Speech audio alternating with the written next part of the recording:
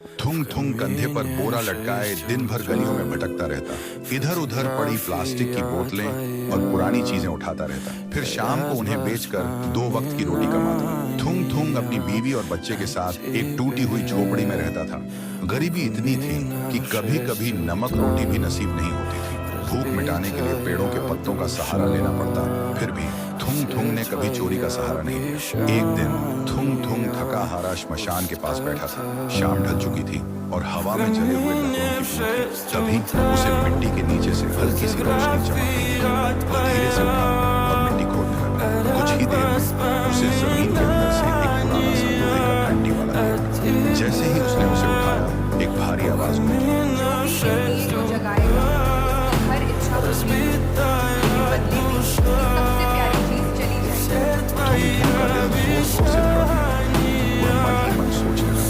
सबसे प्यारी चीज मतलब क्या? वो घर और बीवी को सब पता। बीवी ने ध्यान से सुना, उसकी आंखों में डर भी था और थोड़ी सी उम्मीद भी। फिर 3 दिन से बच्चा भूखा है, क्यों ना पहले खाना मांग ले। थुंग थुंग ने कांपते हाथों से दिया जलाया और धीरे से मेरे भूखे बच्चे के लिए अनाज बस पेट भर खाना दे दो। बीवी खुशी से रो। लेकिन उसी रात थुंग थुंग ने देखा उसका बच्चा चुपचाप कोने में बैठा है और उसे पहचान नहीं रहा। सुबह तक बेटा उसका नाम भूल चुका था।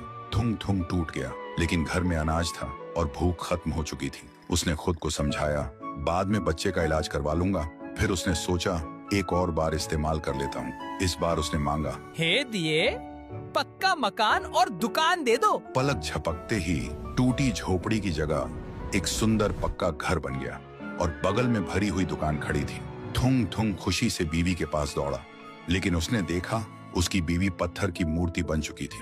थुंग थुंग चीखता रहा, रोता रहा और कोने में रखा हुआ दिया हंसता रहा, क्योंकि शर्त वही थी, हर बार सबसे प्यारी चीज खोना।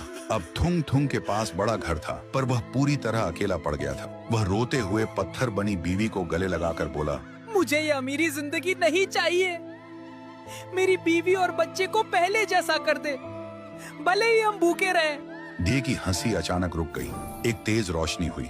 जब रोशनी हटी, न पक्का घर था, न अनाज का ढेर।